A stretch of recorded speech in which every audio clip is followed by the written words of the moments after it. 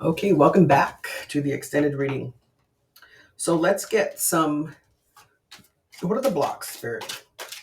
What is this? The blocks of the self restriction, because that's what's coming up is that you're blocking yourself, you're feeling stuck, and maybe you don't know how to get out of that. So we're going to get some action advice as well, but I want to know what the blocks are, please, Spirit. No jumpers, any jumpers? No jumpers, but this one wants to come out. Okay, so we have the Six of Wands, the Emperor, Seven of Cups, Three of Cups, and the Wheel of Fortune. So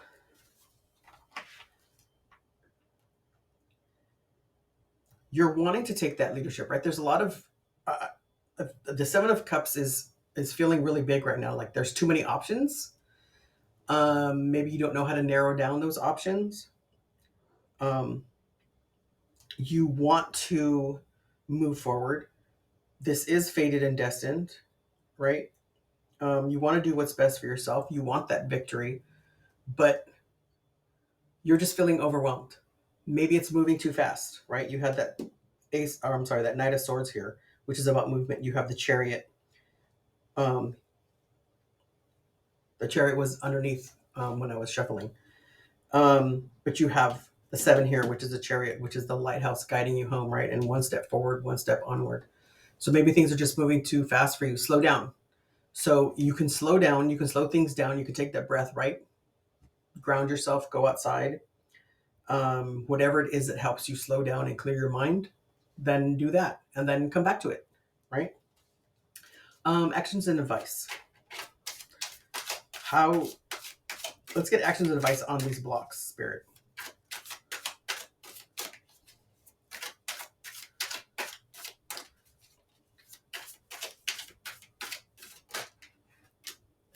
Page of Pentacles, Knight of Swords, Queen of Cups, the Judgment card, and the Five of Swords.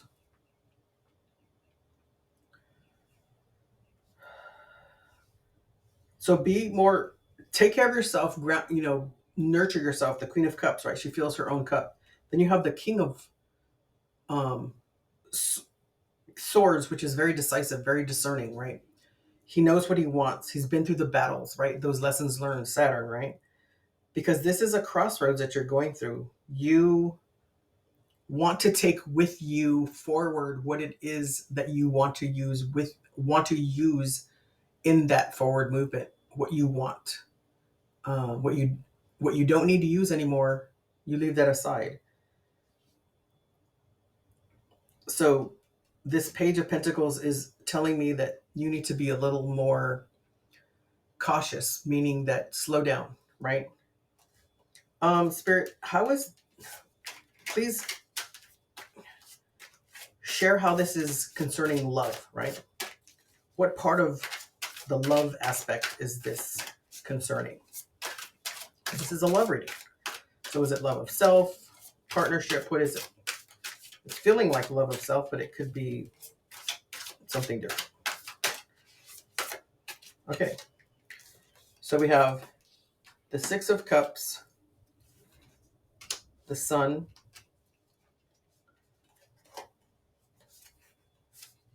the Strength card, the Magician,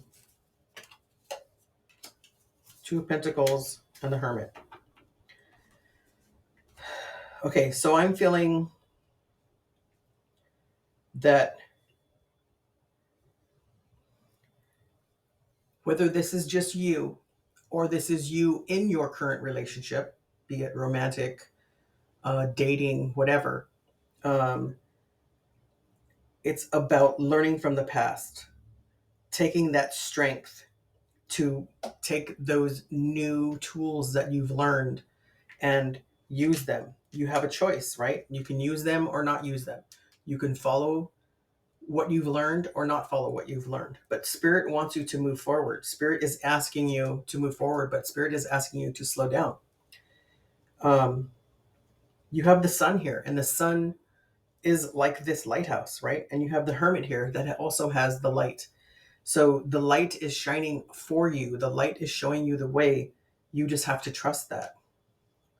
And we have the Queen of Wands on the bottom. The Queen of Wands is about resources. She has the resources. She knows how to use those resources, right? She, um, and then you have the sunflowers again. So she's very confident, right? And she knows what she wants, and she's going to go out and get it. The black cat, as you know, with cats pretty much do whatever they want, right? They don't even ask for forgiveness like we do. So don't worry about what others are thinking, right? You do you. What is it that you want? What is it that's going to bring you this joy and this happiness, right? Unblock those restrictions. I want to get, you know what? I want to get some guidance from the empathic oracle. Spirit, what guidance do you have? And then I'm going to pull a couple oracle cards. So we have chaos. Are you feeling that there's some chaos going on? You know, you can work through that chaos. Sometimes chaos brings us the best answers, right? Oh, we got 2 cards. Okay. So we have chaos and entanglement. Oh, I pulled 2 cards. All right, lots of messages here. Chaos, entanglement. I burned my thumb and it's not working very good today. The moon and the mountains. Okay. And you have the future on the bottom. So let's see, what does all this mean here? 32, 7, 24, and 17. So we have a 5, a 7, a 6, and an 8. So we have change, we have balance, we have movement, and we have hard work. So there's a lot of processing going on. There's a few major arcana here, but lots of minor arcana. So let's look at chaos. What does the chaos card say? How many times do we hold on to beliefs, people, or situations, all from a perceived fear of letting go? When we do realize, most times because of our energy of control, that we can no longer sustain the inevitable, we soon realize our fears are hindering our ability to see a deeper opportunity to be plucked from the chaos. The universe always provides. So that chaos card is linking the devil card and the 8 of swords. It's that self-restriction, right? So we want to be mindful of that, and we want to not focus so much on it. Let it go, right? Entanglement. Excuse me. When we connect with others in relationships, be it for love, business, or friendship, more is involved than the energy of the present moment. We soon learn quickly that we become ensnarled in all of their unfinished business, emotional hurts, and the cords of the past they have not released in their own self-work. It is hard enough to navigate energetically your own energy in relationships. Add in all their past baggage as soon as the emotional path forward seems so much more of a challenge. So, this stuckness that you're feeling, excuse me, are you subconsciously allowing their energy to incorporate with your energy? Right? Work on your energy. I'm not saying don't pay attention to them. I'm not saying don't be empathetic, right? This is the empathic oracle. But don't be so empathetic that you are choosing them over you, right? Choose you first. That doesn't mean you're putting them to the side and you're not paying attention. It just means that you're important too, right? Okay, the moon. What is the importance of the moon? We have the new moon coming up, the new moon in Gemini that's coming up on the 26th. And this is, what is this message? As the moon finds its way into the nighttime sky, not only Are the tides of the oceans affected? But some believe our moods as well. Being that we are 75% water, it's not a very long stretch to make this correlation. Darkness has always been a challenge for many, and when there's an absence of light, the tides of fear can soon find their way to our emotional shores. You must always strive to remember the teaching gift the moon bestows.